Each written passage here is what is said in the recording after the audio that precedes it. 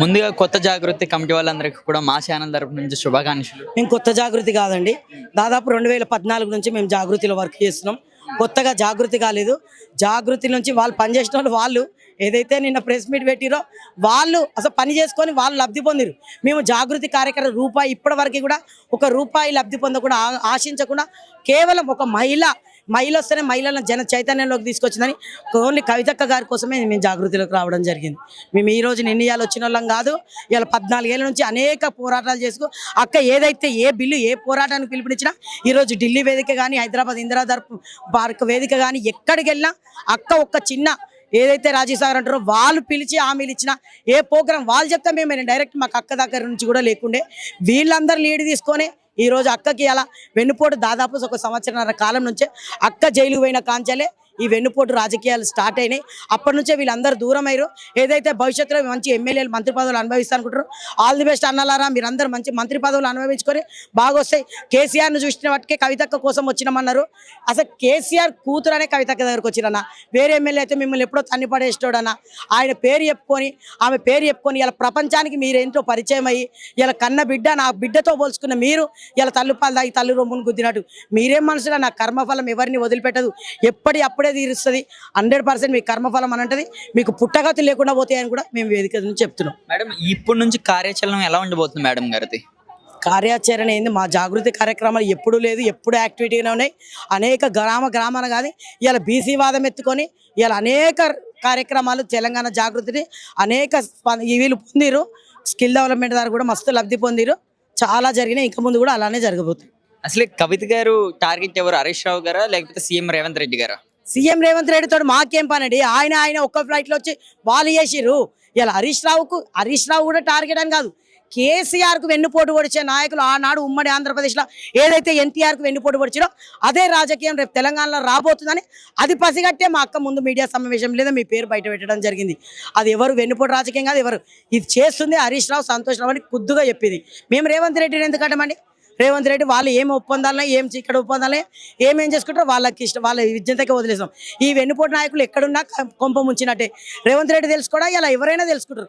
ఇలా హరీష్ రావు అని మామనే వెన్నుపోటు పొడుస్తున్నాడు, ఇలా వీళ్ళని తన్ని పంపించే రోజు కూడా దగ్గరనే వస్తాయి. సార్, ఇప్పుడు చూస్తుంటే ఈ పరిణామాల వెనకాల సీఎం రేవంత్ రెడ్డి ఉన్నారని టీఆర్ఎస్ వాళ్ళు అయితే ఆరోపిస్తున్నారు. దీని మీద మీ సమాధానం ఏంటి సార్? ఎవరు ఏమున్నా కానీ నిన్న జరిగిన దాని గురించి ఖండనకు మాత్రమే మేము వచ్చాము. ఎవరున్నారు అన్నది ఏ సంగతి ఇప్పటి వరకు అటువంటిది ఏమి లేదు. రాజీవ్ సాగర్ నిన్న చేసిన కామెంట్స్ మీదనే ఈరోజు ఖండన గురించి ఇక్కడికి వచ్చాం. అదే విషయం మనం చెప్తాం. రాజీవ్ సాగర్ అనే అతను దాదాపు నేను 8వ క్లాస్ నుంచి అతన్ని చూస్తూ ఉన్నా, అతని ఎదుగుదలను చూశాను. కేవలం కవిత గారి ఆశీస్సులతోటి మాత్రమే అతను ఈరోజు ఆ స్థాయికి వచ్చి ఈ విధంగా మాట్లాడడం చాలా తప్పు. ఇప్పుడు ఎవరితో సంబంధాలు ఉన్నాయి అనేది తర్వాత విషయం. ఇప్పుడు మాత్రం ఈ ఖండన ఇంకో ప్రశాంత్ అనే అతను ఇంకా వేరే అతను వీళ్ళందరూ కూడా లబ్ధి పొంది ఈ విధంగా మాట్లాడడం మంచి పద్ధతి కాదు. మేడం గారు, పార్టీ పేరు ఎలా ఉండిపోతుంది? ఇంకా పార్టీ ఏం చెప్పలేము. మా అధ్యక్షుల వారు ఆమె ఏం డిసైడ్ చేస్తారు, ఇదే జాగృతి మీద మేము చేసుకుంటూ వెళ్ళిపోతామా, పార్టీ పెడతారా, అవన్నీ తర్వాత సంగతి. ఇప్పుడైతే ఇంతవరకే విషయం తెలుసు. ఏదన్నా ఉంటే మేడం డిసైడ్. అసలు కవిత గారి టార్గెట్ ఎవరైనా వచ్చింది? హరీష్ రావు గారా లేకపోతే సీఎం రేవంత్ రెడ్డి గారా? ఎందుకు రేవంత్ రెడ్డి తోటి ఏముంది? చెప్పాను కదా డైరెక్ట్ హరీష్ రావు గారు అని ఉన్న విషయం చెప్పిండ్రు. ఇంకా మళ్ళీ లేనిది రేవంత్ రెడ్డి గారి గురించి చెప్పాల్సిన అవసరం ఏముంది? ఇప్పుడు ఎందుకని మొత్తం పాత వాళ్ళందరూ కూడా జాగృతి నుంచి కవిత గారికి వ్యతిరేకంగా వెళ్లాల్సిన పని ఏంటి వాళ్ళకి? ఒకరో ఇద్దరో వెళ్ళింది తప్పితే మాక్సిమం ఇక్కడ 67,000 మెంబర్షిప్ ఉంది హైదరాబాద్లో. అందులో ఉంటే 10 మంది 8 మంది లబ్ధి పొంది ఇంకా అభివృద్ధి చెందాలన్న ఇదిలో ఆలోచనతో పోయినేమో కానీ మిగతా వాళ్ళందరూ ఇక్కడే ఉన్నారు. పాత ప్రెస్ మీట్ పెట్టి రాష్ట్రం అంతా కూడా ఇప్పుడు వాళ్ళ వైపే చూడాల్సిన అవసరం ఏంటి? ఇప్పుడు ఇంత గట్టిగా కవిత గారికి ఇంత నెగిటివ్ గా ఒక ప్రెస్ క్లబ్ లో ఒక ప్రెస్ మీట్ పెట్టి మీడియా వాళ్ళందరినీ కూడా పిలిచి ఇంత అలాగా చేయాల్సిన పని ఏంటి అనుకోవచ్చు? నిన్న వాళ్ళు చేయాల్సిన పని ఏముంది? నిన్న వాళ్ళు చేసింది అది మామూలుగా లోపల ఏదన్నా మాకు ఇష్టం లేదు అని వెళ్ళిపోవడం వేరు. కానీ మేము లబ్ధి పొందలేదు, మేము బాగుపడలేదు, నష్టపోయినామని చెప్పడం అనేది చాలా అరాచకమైనటువంటి మాటలు. అందుకని పాత జాగృతి కొత్త జాగృతి అనేది ఏం లేదు. మాకుండేది ఒకటే తెలంగాణ జాగృతి. మా ఫౌండర్ ప్రెసిడెంట్ కవిత గారు ఈరోజు రాజీవ్ సాగర్ కావచ్చు, భిక్షపతి కావచ్చు, అనంతుల ప్రశాంత్ కావచ్చు, మేము ఇక్కడ ఉన్న మేమందరం కూడా కావచ్చు, మాకు ఒక గుర్తింపు అనేటువంటిది వచ్చిందంటే మా వెనకాల తెలంగాణ జాగృతి అది స్థాపించిన మా అధ్యక్షురాలు శ్రీమతి కల్వకుంట్ల కవితక్క గారు ఉన్నారు. రాజీవ్ సాగర్ గారు పెట్టినటువంటి ప్రెస్ మీట్ నిన్న చూస్తే చాలా బాధ అనిపించింది. ఎందుకంటే పాలు తాగిన తల్లి రొమ్మునే గుద్దిన చందంగా అనిపించింది. చాలా బాధ అనిపించింది కూడా. నిన్న ప్రెస్ మీట్ చూసిన తర్వాత కూడా చాలా మంది సోదరీమణులు కూడా మాకు ఫోన్ చేసి, మీరెందుకు ప్రెస్ మీట్ పెట్టారక్క, ఇగో మేము ఇట్లా బాధపడ్డాము అట్లా కనీసానికి కవితక్కతోటి కలవడానికి కూడా మాకు అపాయింట్మెంట్ ఇప్పినటువంటి పరిస్థితి. మాకు ఎన్నో ఉంటాయి సమస్యలు, మేము కవితక్కతోటి చెప్పుకోవాలి, కవితక్క మాట్లాడి చెప్పుకోవాలి అనుకుంటున్నటువంటి సందర్భంలో కూడా మా నోటి నుండి మా ప్రాబ్లమ్స్ ఆయన వింటే తప్ప అపాయింట్మెంట్ ఇస్తారా లేదా అనేటువంటిది చెప్పలేని పరిస్థితి ఉండే. అయినా కూడా విధి లేని పరిస్థితులలో కూడా మా ఇంటి సమస్యలు కూడా వాళ్ళకు చెప్పడం జరిగింది. అయినా కూడా మాకు అపాయింట్మెంట్ కూడా ఇప్పించలేనటువంటి పరిస్థితి ఉండే. మిమ్మల్ని కూడా మేము ఆ సమయంలో అడిగితే మరి అక్క బిజీ ఉన్నారో ఏమో అని చెప్పని మీరు అనడం అనేటువంటిది జరిగింది. కేవలం రాజీవ్ సాగర్ వల్లనే మమ్మల్ని ఇట్లా ఇన్సల్ట్ చేసిండు, మమ్మల్ని అక్కను కలవనీయకుండా చేసిండు.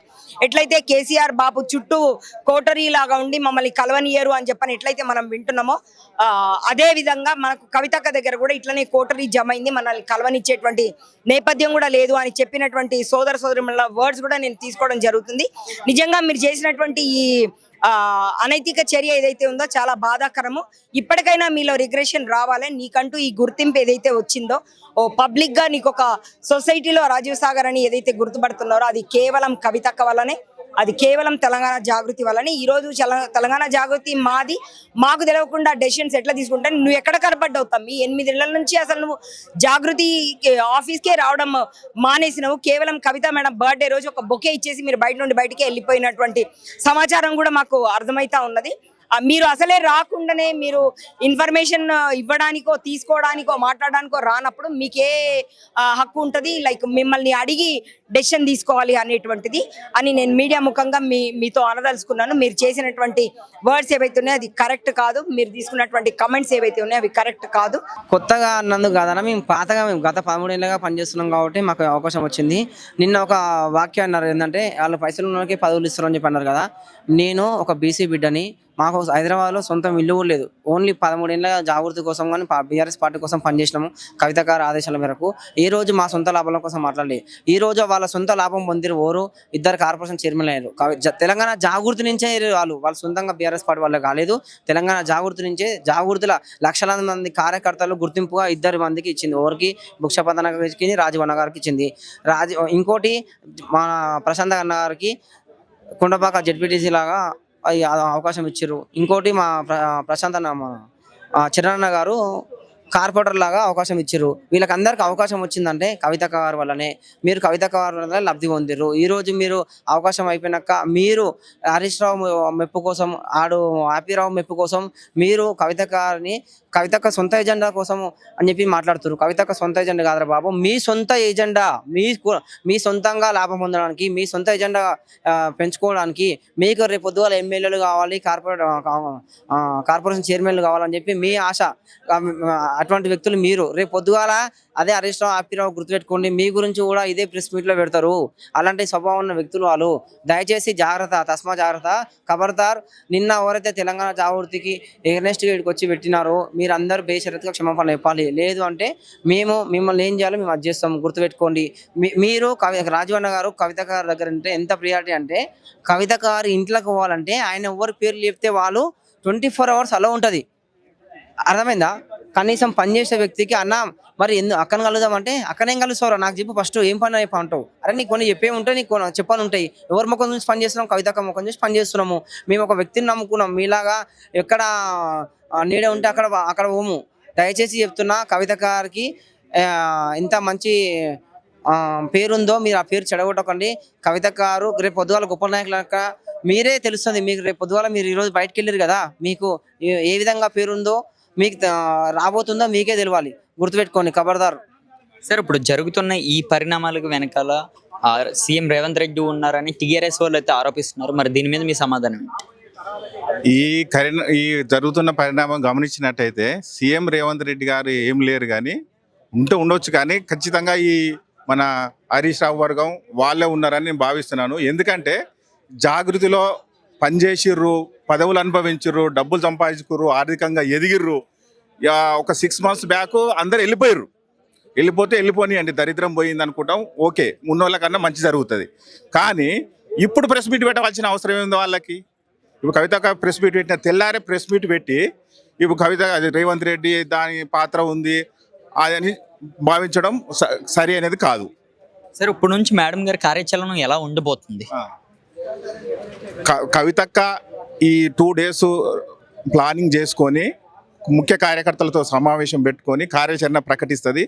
తెలంగాణ అభివృద్ధి కోసం కేసీఆర్ అడుగుజాడల్లో పనిచేస్తూ బీసీల కోసం, బహుజనుల కోసం, సామాజిక తెలంగాణ కోసం కవితక్క ఏ నిర్ణయాలు తీసుకుంటుంది, కవితక్క ఏ నిర్ణయం తీసుకున్నా దానికి కట్టుబడి వెంట ఉండి జాగృతి కార్యకర్తల జాగృతి సైన్యంలో కవితతోటే పనిచేస్తుంది.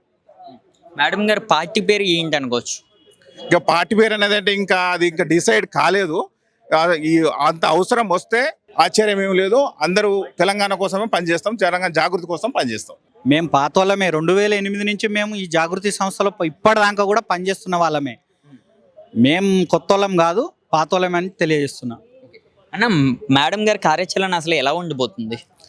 ఇంకో అతి కొద్ది రోజులల్లా మా ముఖ్య కార్యకర్తలతోని సమావేశం పెట్టి ఒక నిర్ణయానికి వచ్చిన తర్వాత ఈ తెలంగాణ అంతటా కూడా ప్రజా సమస్యల మీద మొత్తం రెస్పాండ్ అయ్యి ఈ ఉమ్మడి 10 జిల్లాలు మొత్తం తిరిగి అసలు తెలంగాణ ప్రజలకు ఏం కావాలి, తెలంగాణ ప్రజలు ఎలాంటి కష్టాలను అనుభవిస్తున్నారు, వాళ్ళకున్న సమస్యలు ఏంటి మొత్తం తెలుసుకొని తెలంగాణ ప్రజల నుంచి వచ్చినటువంటి ఫీడ్బ్యాక్ ద్వారా ప్రజల యొక్క అభిష్టం మేరకే కవితక్క గారి కార్యాచరణ ఉంటుందని చెప్పి నేను తెలియజేస్తున్నా. నిన్న పాత జాగృతి వాళ్ళందరూ కూడా ప్రెస్ మీట్ పెట్టడం జరిగింది. వాళ్ళ ఆవేదన మీద మీ అభిప్రాయం ఏంటి?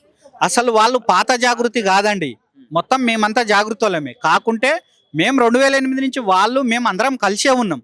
ఇప్పటివరకు కలిసి ఉన్నాం. వాళ్ళు నిన్ననే అసమ్మతితో బయటికి వెళ్ళిపోయారు. అక్కగారి మీద విమర్శ చేస్తూ వాళ్ళు బయటికి పోయారు. వాళ్ళు ఎందుకు బయటికి పోయారు, వాళ్ళ వెనక ఎవరున్నారు అనేది ఈ సమాజానికి మొత్తం తెలంగాణ సమాజానికి మొత్తం తెలుసు. వాళ్ళు పదవులు అనుభవించరు. వాళ్ళే పరిచయం చేసుకురు స్టేజ్ మీద మాజీ కార్పొరేషన్ చైర్మన్లు అని. అంటే వాళ్ళు ఈ జాగృతిలో పనిచేయబట్టి వాళ్ళకు కార్పొరేషన్ చైర్మన్లు వచ్చినాయి, కానీ టీఆర్ఎస్ పార్టీలో పనిచేయబట్టి వాళ్ళకు పదవులు రాలేదు. అక్కగారే వాళ్ళకి పదవులు ఇప్పించిర్రు, ఆర్గనైజేషన్కు పనిచేసిర్రు అని చెప్పి.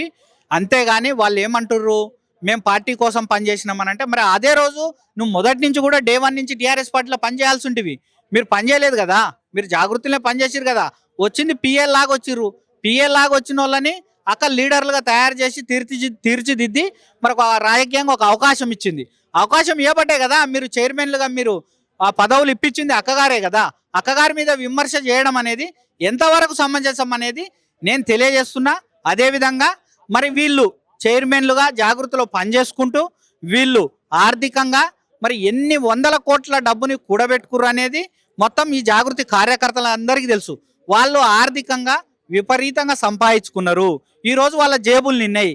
ఈ రోజుగా కవితక్కతో వాళ్ళకు అవసరం లేదు. అందువల్ల నిన్న వాళ్ళు ప్రెస్ మీట్ పెట్టడం జరిగింది. వాళ్ళు ఏంది అని అంటే అటు టీఆర్ఎస్ పార్టీకి దగ్గరైతానికి వాళ్ళ యొక్క స్వార్థపూరితమైనటువంటి చింతనతోటి ఇక్కడ కాదు మేము పార్టీకి పోవాలన్నప్పుడు వాళ్ళు ఉందాగా వెళ్ళిపోయి అక్కడ వర్క్ చేసుకుంటే సరిపోతుంది. కానీ వాళ్ళని ఆర్థికంగా రాజకీయంగా ఎదుగుతానికి తోడ్పాటు అందించినటువంటి కవితక్క గారిని మొత్తం విమర్శిస్తూ వాళ్ళు ప్రెస్ మీట్ పెట్టడాన్ని మేము తీవ్రంగా ఖండిస్తున్నాం. ఇంకొకసారి కనుక మీరు ఇలాంటి పిచ్చి పిచ్చి మాటలు మాట్లాడితే మేము జాగృతి లీడర్లుగా మేము చూస్తూ ఊరుకుంటానికి మేము సిద్ధంగా లేమని హెచ్చరిస్తా ఉన్నాం. 15 సంవత్సరాల నుంచి కూడా ఇల్లు కూడా లేకుండా కూడా మేడం గారి కోసమే కష్టపడేవని కూడా కొద్దిమంది మాట్లాడుతున్నారు. దానికోసం ఏమంటారు? మేమైతే అక్కగారి కోసం జెన్యున్గా ఉద్యమ కాలం నుంచి ఈ రోజు వరకు పనిచేస్తున్నాం. అందరూ కార్యకర్తలు కూడా పనిచేస్తున్నారు. పనిచేసే క్రమంలో ఒక్కొక్కరికి ఒక్కొక్కసారి అవకాశం అనేది వస్తుంటుంది.